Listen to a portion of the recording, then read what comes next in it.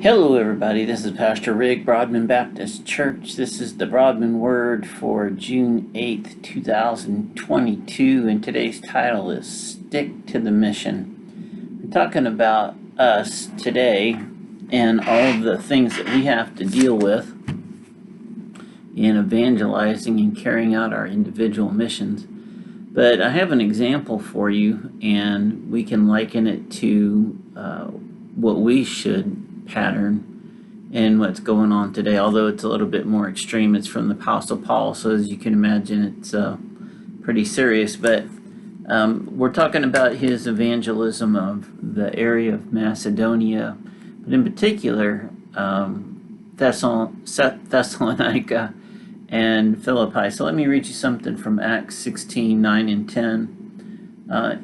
It says that during the night, Paul had a vision of a man of Macedonia standing and begging him, "Come over to Macedonia and help us." After Paul had seen the vision, we got ready at once to leave for Macedonia, concluding that God had called us to preach the gospel to them. So, first and foremost, getting in touch with what your individual call is, and Paul is clearly being called to the area of Macedonia through his vision to preach the gospel to him. But on his way, which would eventually end up in Thessalonica and the founding of the Thessalonian church, they went to Philippi. And while there, they did some preaching and teaching and encountered a girl full of a spirit, and she was being very disruptive. Eventually, Paul cast the spirit out of her, and her handlers got really mad about it because she was no longer able to predict the future, and they were making a lot of money off of her in the marketplace doing these things.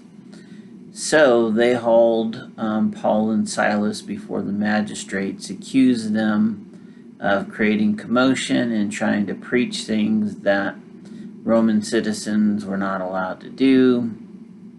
Ended up with Paul and Silas being beaten, flogged pretty severely, and thrown into prison. They nearly died. So with that, you would think that they might resist moving on any further. They might want to just camp out, let things die down a little, heal, and then go about their mission. But they didn't. And so the story for us here is that, you and I are going to get pushback when we try to present the gospel. And it's going to be significant sometimes, but we're not really going to get beaten, and I hope, at least not in America, none of us are going to be in jeopardy of prison or death, at least not right now. So what we should do then is take the example of Paul and of Silas in this situation and stick to the mission, because from there they were able to found a church in Philippi, Philippian church, and they went on to Thessalonica and they were able to found a church there as well, although there was significant challenges there as well, because this entire region was very culturally diverse and very spiritually dark.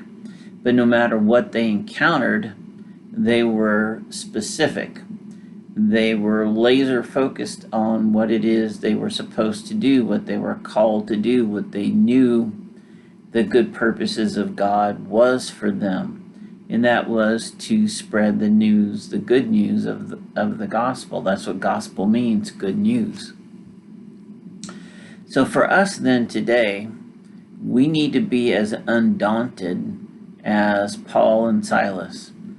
We need to expect pushback. We need to expect rejection. We need to expect anger. And we need to expect some folks to be pretty aggressive about it too. But that can't take us off of our mission.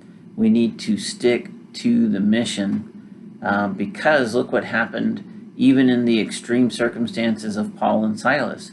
They got the church of Philippi, and they got the church in Thessalonica, and others. as they went about their way in Macedonia.